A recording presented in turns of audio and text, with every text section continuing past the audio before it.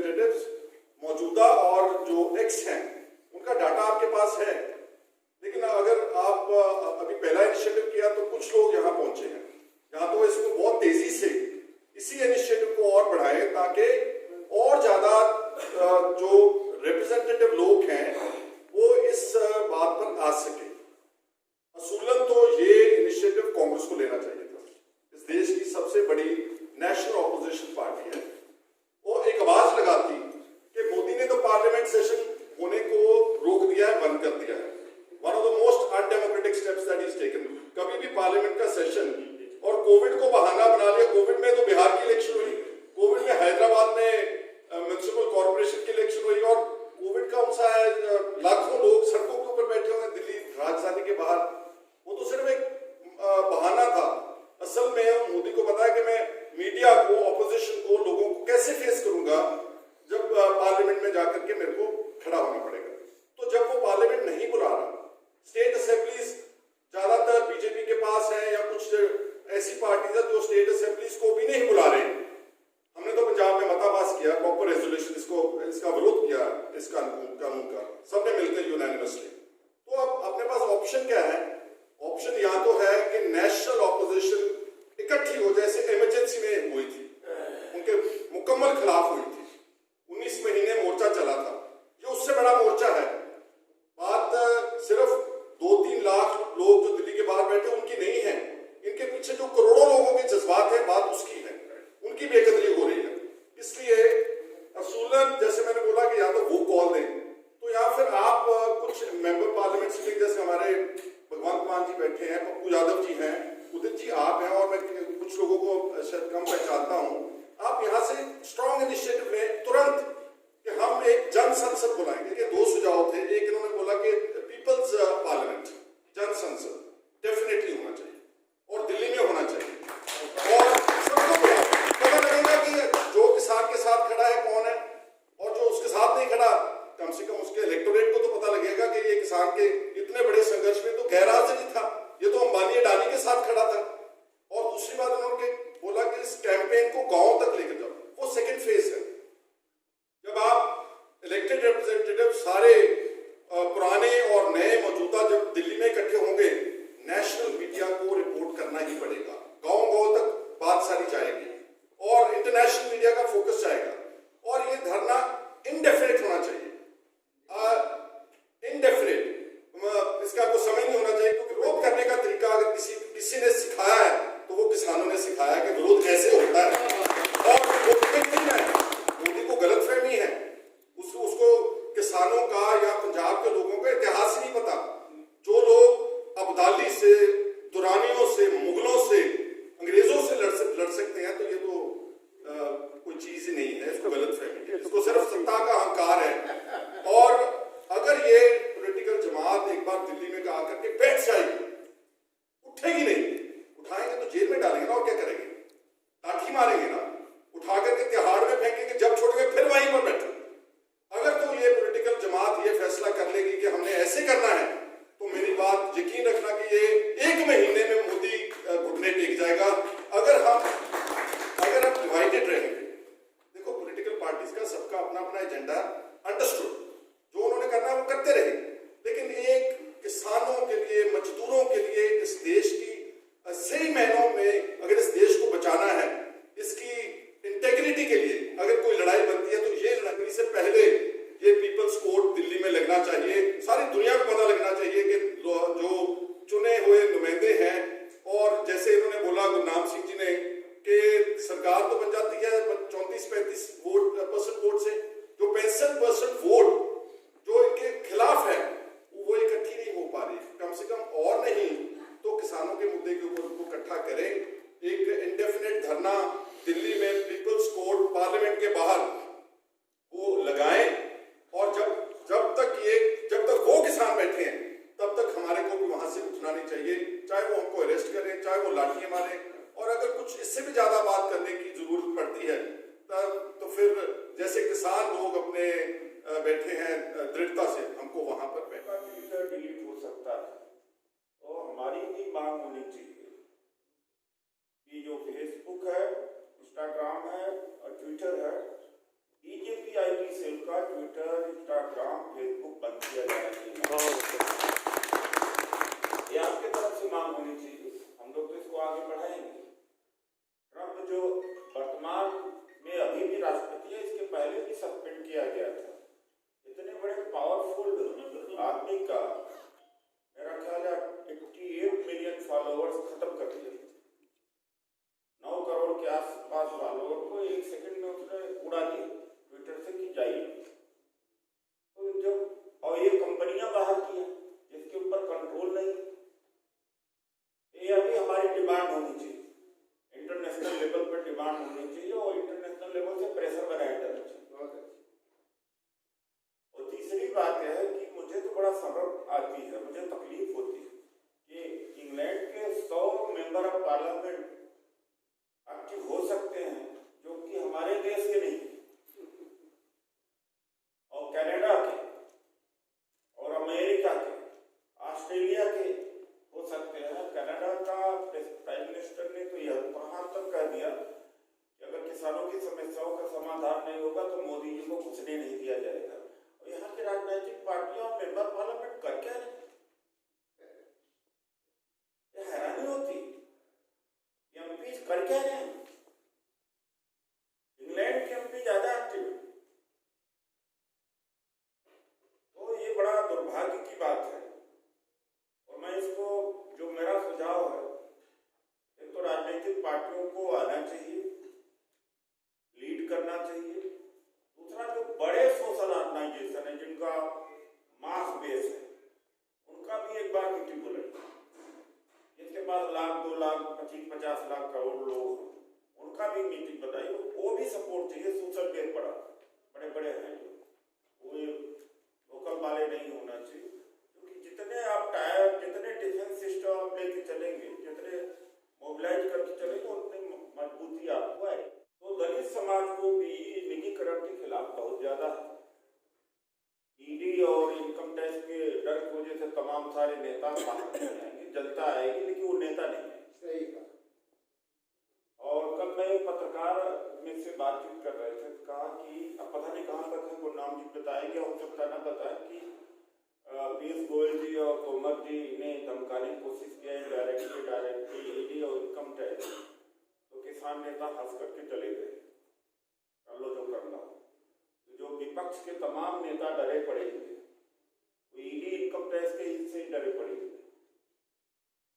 इसीलिए नहीं आ रहे, इसीलिए लड़ नहीं रहे। और जो सुप्रीम कोर्ट भी है, तो ये तो सारी संस्थाएं ध्वस्त हो चुकी हैं। सुप्रीम कोर्ट है, सीबीआई है, इनकम टैक्स है। अमेरिका की डेमोक्रेसी में आप देखें, रिपब्लिकन पार्टी ने भी ट्रंप का साथ छोड़ दिया, कोई संस्था उस आदमी का साथ नहीं दिया। पहले मीडिया ने बायकॉट किया, उसके बाद में इलेक्शन कमीशन साथ नहीं दिया, और रिपब्लिकन पार्टी ने भी साथ नहीं दिया। और वहां पे जब ट्विटर बंद किया उनका, तो बीजेपी के आईटी सेल ने कहा गलत हुआ, यानी ट्रंप का समर्थन किया है कि गलत हुआ, हम भी गलत कर रहे हैं, वो भी गलत कर रहा है।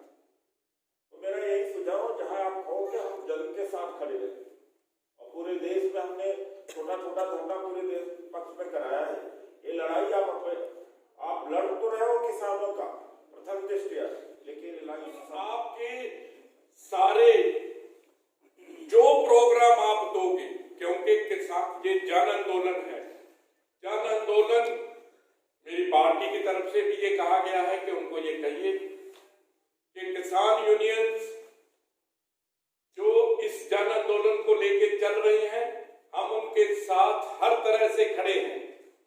और Congress, all India Congress committee की कल सीडब्ल्यूसी की मीटिंग में बीच में ये फैसला हो गया कि 15 तारीख को सारे देश के गवर्नर्स का घेराव किया जाएगा।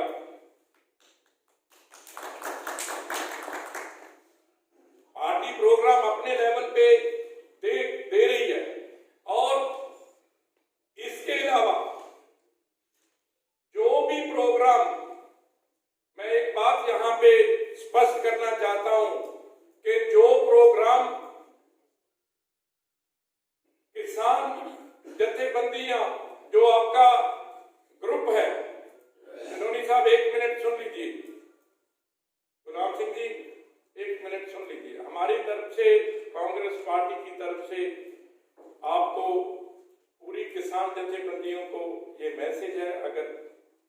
चला जाए कि जो प्रोग्राम आप दे देंगे, किसी तरह का भी प्रोग्राम आपका होगा, प्रोग्राम जन आंदोलन को चलाने वाले लोगों का होगा, उसमें जिस तरह का भी जिम्मेदारी, जो हमारी जिम्मेदारी बतौर पॉलिटिकल पार्टी है वो तो करेंगे, लेकिन इसके अलावा भी जो जिम्मेदारी हमारी आप लगाएंगे हम लोग उसको पूरा करेंगे। जो भी आप मेरे को आज भी कहना चाहेंगे, मैं जाके अपनी हाईकमांड के साथ बात करके आपको वापस बता सकता हूं। और आप अपना प्रोग्राम आप देंगे, कहीं पे कोई भी लीडरशिप की कोई लालसा नहीं है, किसी का लालसा नहीं है। जितनी पॉलिटिकल ऑपोजिशन पॉलिटिकल पार्टीज हैं वो सारी इकट्ठी हों, उनका कोई ग्रुप बनाना चाहते हैं आप, उनका कोई आपस में ऐसी कोई कोई ऐसी कमेटी बनाना चाहते हैं कि जिससे ये काम आगे बढ़े पॉलिटिकल पार्टीज का। लेकिन ये जन आंदोलन है, बीजेपी का एजेंडा जो है उसको देखते हुए जन आंदोलन के बीच में पॉलिटिकल पार्टीज का रोल क्या हो उसको डिफाइन आपको करना है। और वो बात जो है हम अपनी पार्टी में रख के जो भी आप कहेंगे उसका हम आपको पूरे का पूरा समर्थन है। और पूरा समर्थन, ये बात आप भी समझते हैं, पंजाब में दूसरी पार्टीज वाले भी बैठे हैं, अध्यक्ष है आम आदमी पार्टी के खैरा साहब बैठे हैं। पंजाब में एक एक पॉलिटिकल पार्टी ने, और अगर मैं ये कह दूं कि सरकार ने, क्योंकि हमारी तो पूरी की पूरा इस पे वो लगा हुआ है, इस जन आंदोलन का साथ दिया है और डट के साथ दिया है। कहीं पे भी कोई, अगर कहीं पे भी कोई बात 2 महीने बैठे रहे किसान ट्रैक्स के ऊपर, 32,000 करोड़ रुपए का स्टेट को घाटा हुआ है, 32,000 करोड़ का, लेकिन किसी किसान को एक उंगली भी नहीं लगी। पुलिस और प्रशासन के द्वारा किसी को कुछ नहीं कहा गया। शुरुआत ही वहीं से हुआ। किसी किसान को एक उंगली भी नहीं लगी। अभी किसी एसएचओ ने गलत पर्चा दर्ज कर दिया था कि बीजेपी के घर के बाहर किसी ने गोबर फेंक दिया था और उसके ऊपर 300 साल का मुकदमा, मुख्यमंत्री ने मुकदमा भी कैंसिल करके उस एसएचओ को सस्पेंड करके घर बिठा दिया। तुसी तगड़े हो हरियाणा में, तुसी चले आया। पर मैं एक चीज आपको बताना चाहता हूं कि अगर कहीं पे भी, अगर आपको हो के कांग्रेस पार्टी ने क्या किया, एक एक प्रदेश में, एक एक ब्लॉक पे, एक एक जिला पे, एक एक स्टेट हेडक्वार्टर्स के ऊपर बड़े बड़े धरने, बड़े बड़े प्रदर्शन, बड़ा बड़ा समर्थन में हुआ है। लेकिन मैं एक चीज जरूर कहना चाहता हूं, जो लोग यहाँ बैठे हैं इसको और अगर एक्सटेंडेड मीटिंग इसकी आपने दोबारा भी करनी है करके, लेकिन एक चीज अब जो, क्योंकि ये आंदोलन जो है वो जिस दिशा में पहुंच चुका है, ये जन आंदोलन दिल्ली के चारों तरफ और दिल्ली की सरकार के कानों के नजदीक, त्रिपुरा में क्या हो रहा है इनको कोई फर्क नहीं पड़ रहा, वहां पे नागालैंड में क्या हो रहा है कोई फर्क नहीं पड़ रहा।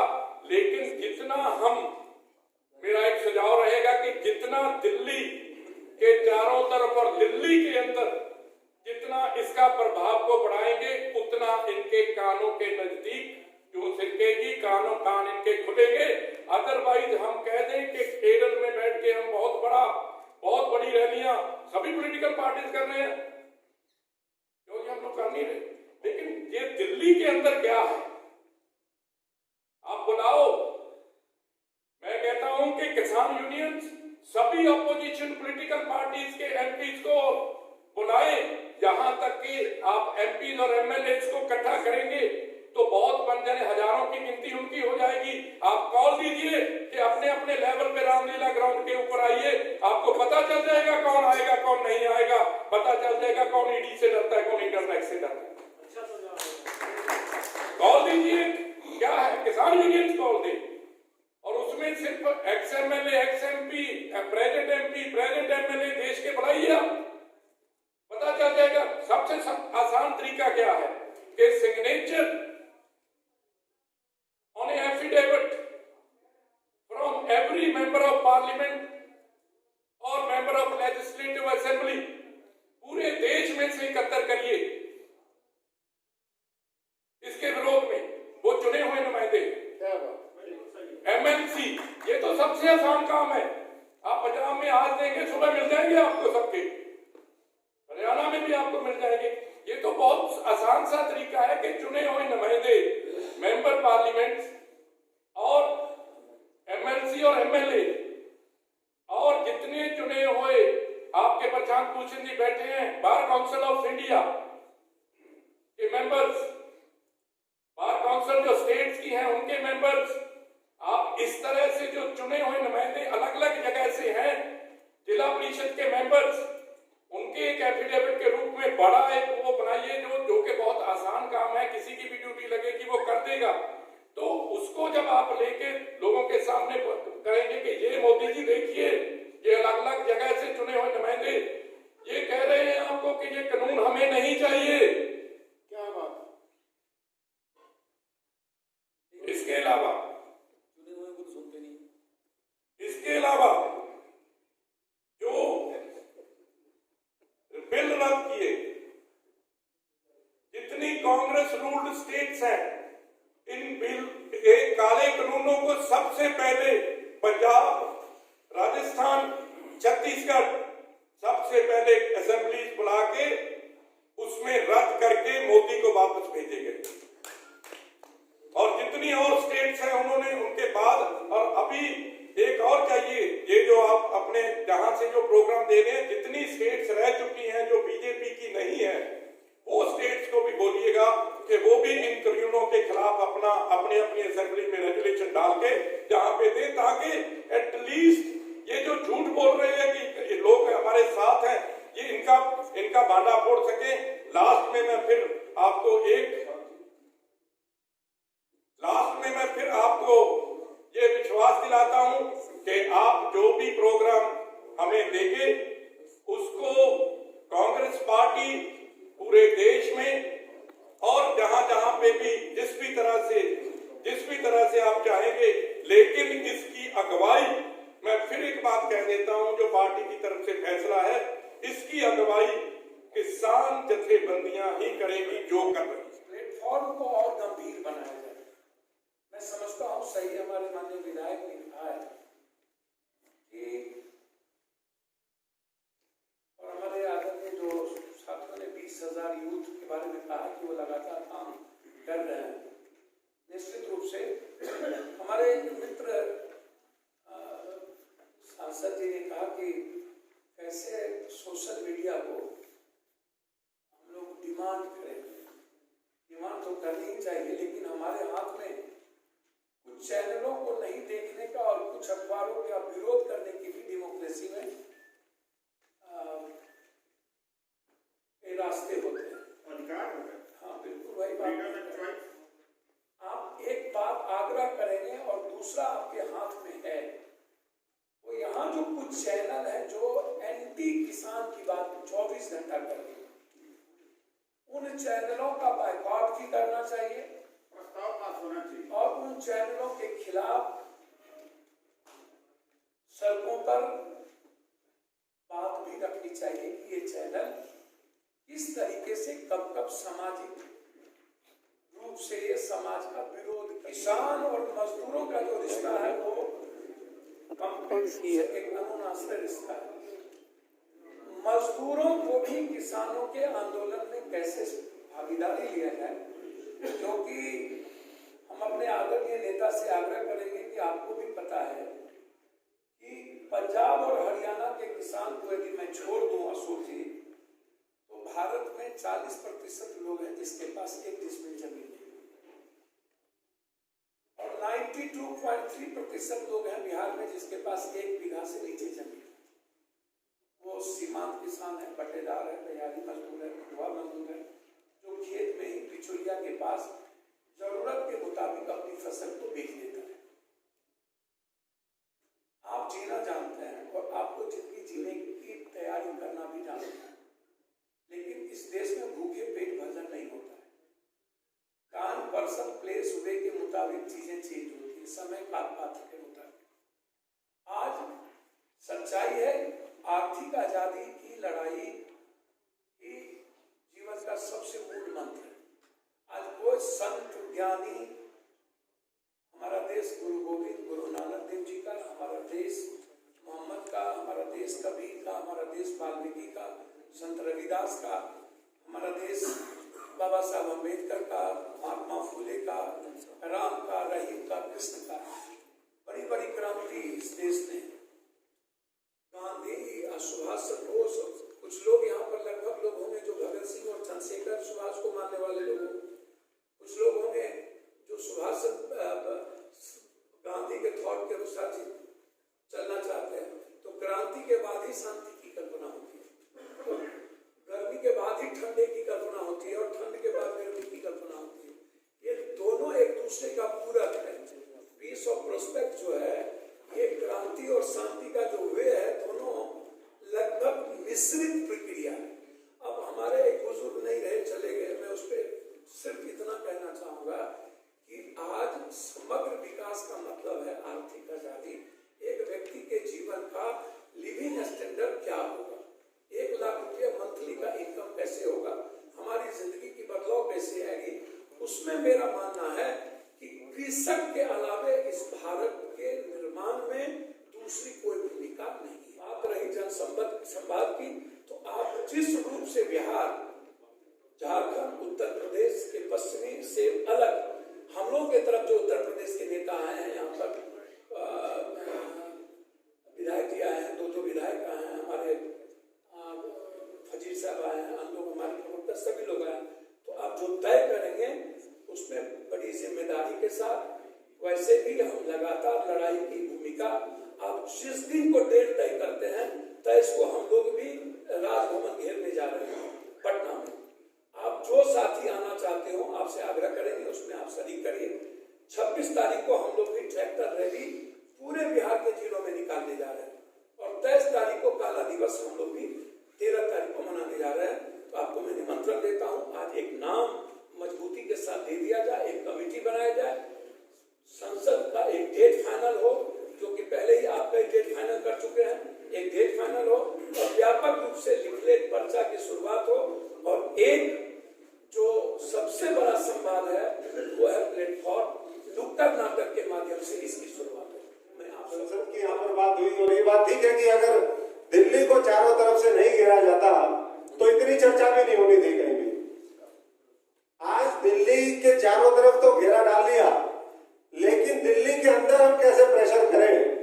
आपने कहा कि यहाँ पर 2.5 लाख जनप्रतिनिधि होंगे, टोटल 18,000 MP MLA होंगे, XMLAs होंगे, संसद और विधानसभा की उनकी भी बात करी। देश का जो मॉडल जिस तरीके से चल रहा है वो आज अपने आप में अलग ही दिशा में है। ऐसा लगता है कि जागीरें बांटी जा रही है, बाप दादा की बपोती और प्रॉपर्टी है कि भैया एयरपोर्ट इसको दे दो, तेल इसको दे दो, टेलीकम्युनिकेशन इसको दे दो, एग्रीकल्चर इसको दे दो। ऐसा लगता है कि अडानी अंबानी, अभी वो जो हमारे स्वामी जी कह करके गए थे कि जो मालिक है मुल्क के, उनको आज जो ये कहते थे कि हम सेवा करेंगे, सेवक हैं, वो उनके मालिक, जो उनके मालिक थे उनको उनका मालिक बना दिया। इसलिए आज ये हाल है। तो मैं तो ज्यादा नहीं, मैंने तो मैं कई बार उदाहरण भी देता हूं कि जिस तरीके से इस मोबाइल के अंदर जो सर्किट है, एक दूसरे के साथ किसका क्या कनेक्शन है, वो हार्डवेयर इंजीनियर ही बता सकता है। इसी तरीके से इस राजनीति में भी बहुत घालमेल है और इसमें सर्किट किस किस का किससे मिला हुआ है। आज यूनिटी की जरूरत है, इसलिए बताने का वो मामला नहीं है, लेकिन कहीं ना कहीं सबकी कुछ ना कुछ कमजोरी या कुछ कमियां रही होंगी कि आज जो लड़ाई संसद में होनी चाहिए थी, जो विधानसभा में होनी चाहिए थी, जिनको लड़ाई लड़नी चाहिए थी, आज किसानों को इतने दिन से 55-60 दिन से बैठने की जरूरत नहीं थी, 60 किसानों को शहादत देने की जरूरत नहीं थी। वो लोग चुन करके देश की जनता तब पहले विधानसभाओं में और संसद में इसलिए भेजती है कि ये हमारी नुमाइंदगी करेंगे, ये लड़ाई लड़ेंगे। आज लड़ाई किसान मजदूर को बॉर्डर पे लड़नी पड़ रही है और यहाँ पर मैं समझता हूँ कि जिस तरीके का समर्थन, वो बहुत से ठीक बात है कि किसान संगठनों ने भी ये बात कही कि भाई हमारे यहाँ कोई नेता की हैसियत से ना है, हमारे यहाँ कोई